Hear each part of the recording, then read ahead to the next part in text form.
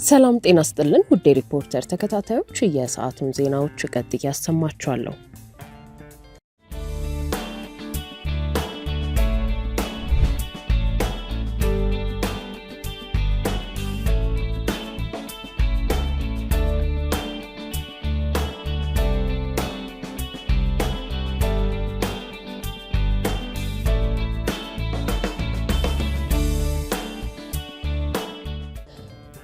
አቶ ታዬ ደንዳ የ7 ዓመት ከ2 ወር እስርና የ5000 ብር የገንዘብ መቀጮ ተፈረደባቸው። የቀድሞ የሰላም ሚኒስትር ዴኤታና የኦሮሚያ ምክር ቤት አባል አቶ ታዬ ደንዳ ጥፋተኛ በተባሉበት የጸና ፍቃድ ሳይኖር የጦር መሳሪያ ይዞ መገኘት ክስ በ7 ዓመት ከ2 ወር እስርና የ5000 ብር የገንዘብ መቀጮ እንዲቀጡ የፌዴራል ከፍተኛ ፍርድ ቤት ልደታ ምድብ አንደኛ የህገ መንግስትና በህገ መንግስት ላይ የሚፈጸሙ ወንጀሎች ችሎት ዛሬ ህዳር 26 ቀን 2018 ዓ.ም ወስኗል።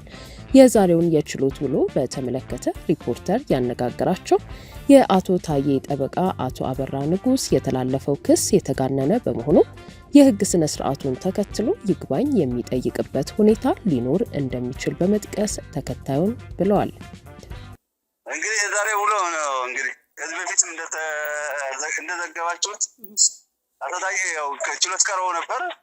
ችሎት የቀረቡበት ምክንያት ያው ጥፋተኛ በተባሉበት የጦር መሳሪያ ፍቃድ ሳይኖረው የጦር መሳሪያ ይዞ መገኘት ነው። በዚህ መሰረት ዛሬ ፍርድ ቤቱ ቅጣት አስተላልፏል እና ቅጣቱ 7 ዓመት ከ2 ወርና የእስራት ቅጣትና 5000 ብር የገንዘብ ነው ቅጣት ያስተላለፉት። ይሄ ይመስላል ችሎቱ። ገና ናቸው እነሱ አዲስ ክሶች ናቸው። እነሱን በተመለከተ ክርክሩም እዚህ አልደረሰም። ገና በክስ መቃወሚያና በዋስትና ክርክር ያሉ ናቸው። እነሱ ታህሳስ ቀጠሮ ነው ያለ። እነዚህ ግን ይሄኛው ግን የመጀመሪያው ክሶቹ የመጨረሻ ውሳኔ ጥፋተኛ በተባሉበት የመጨረሻ ውሳኔ ቅጣት የተላለፈበት ነው። ምን ጥያቄ ያለው? ምክንያቱም መጀመሪያውን እንደምታውቁት የጦር መሳሪያ ይዘዋል ፍቃድ ሳይኖሮት በሚል መከላከያ ምስክር 5 ምስክር አቅርበን ነበር። ከ5 ምስክሮች 3 ምስክሮች ሳይሰሙ ነው የታለፉት። ፍርድ ቤቱ የሰጠው ብይን አግባብነት የለውም ብለን አልፈነው ነበር። በተለይ እነዛ 3 ምስክሮች ጠቅላይ ሚኒስትር አብይ አህመድ፣ ከንቲባ አዳነች አቤቤ፣ አምባሳደር ጫልቱ ሳኒ ወንጀሉን መከላከል የሚያስችል ያሳሳየ መከላከያ ምስክሮች እያሉ በፖሊሲም ይሁን በፍርድ ቤት በኩል ትዕዛዝ ደርሷቸው እንዲቀሩ የተደረገው ጥረት ሳይቀርቡ ቀርተው ነው እንግዲህ ጥፋተኛ የተባሉትና ይሄ ራሱ የቻለ አንድ የይግባኝ ምክንያት አለን። አሁንም የተሰጠው ቅጣት በጣም የተጋነነና ፈጸሙት ከተባሉት ወንጀል ጋር ሲዛመድ፣ ስለዚህ ይግባኝ ይላለን ነው ዋናው ነገር። ምንም ነገር የለም። እንግዲህ ፍርድ ቤቱ የመሰለውን ወስኗል። እኛም በይግባኝ ስርዓታችን ተከትለን እሱን ለማሻሻል ቅጣቱን ለማሻሻል ብቻ ሳይሆን የጥፋተኝነት ፍርዱንም ለማሻሻል ያው የይግባኝ ስርዓት ተከትለን እንጓዛለን። የመንግስት ከፍተኛ ባለስልጣንና የክልል ምክር ቤት አባል የነበሩት አቶ ታዬ ደንዳ ህገወጥ የጦር መሳሪያ ይዞ በመገኘት እንዲሁም ፍቃድ ሳይኖራቸው በቤታቸው ውስጥ አንድ ታጣፊ ክላሽንኮቭ ጠመንጃ ከ60 ጥይቶች ጋር ተገኝቷል በሚል ክስ ቀርቦባቸው ነበር። የቀድሞ የሰላም ሚኒስትር ዴኤታና የጨፌ ኦሮሚያ አባል አቶ ታዬ ከዚህ ቀደም ጥፋተኛ በተባሉበትና ችሎቱን የግራ ቀኝ የቅጣት አስተያየት በሰማበት የጸና ፍቃድ ሳይኖር የጦር መሳሪያ ይዞ መገኘት ወንጀል ቅጣት ለመስማት አቃቢ ህግ ህዳር 15 ቀን 2018 ዓ.ም ባቀረበባቸው 3 ተደራራቢ ክሶች የተከሳሽን የክስ መቃወሚያዎች በክስ ለማቅረብና ዋስትና የሚመለከት ክርክር ለመስማት ማክሰኞ ህዳር 23 ቀን 2018 ዓ.ም ፍርድ ቤት ቀርበው ነበር። በዕለቱም በጠበቃቸው በኩል የዋስትና መብት ይፈቀድልኝ ጥያቄ በችሎቱ በማቅረባቸው ሰፊ የህግና የፍሬ ነገር ክርክር አድርገዋል። በአቶ ታዬ በኩል የወንጀል ስነ ስርዓትና የሰበር ውሳኔዎች በዋቢነት በመጥቀስ ዋስትና እንዲፈቀድላቸው በመከራከሪያነት ያቀረቡ ሲሆን አቃቢ ህግም የዋስትና መብት ጥያቄያቸውን ውድቅ እንዲሆን በመቃወም ተከራክሯል። የክስ መቃወሚያዎችን ችሎቱ ተቀብሎ ለአቃቢ ህግ እንዲደርሰው በማድረግ በቀረቡት የክስ መቃወሚያዎች ላይ አስተያየቱን በጽሁፍ እንዲያቀርብ ለታህሳስ 8 ቀን 2018 ዓ.ም ተለዋጭ ቀጠሮ መሰጠቱ ይታወሳል።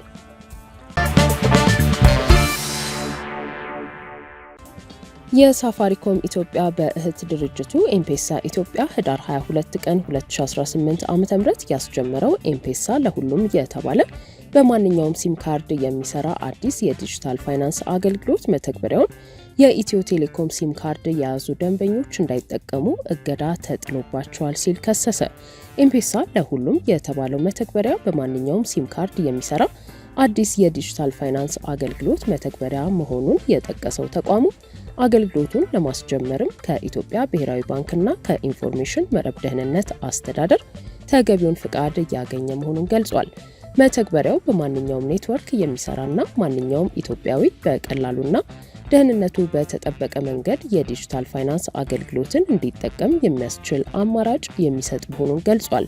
በዚህ መሰረት መተግበሪያውን ለመጠቀም የፈለጉ የኢትዮ ቴሌኮም ሲም ካርድ ተጠቃሚዎች በራሳቸው ፍቃድ መተግበሪያውን አውርደው መመዝገባቸውን አስታውቋል።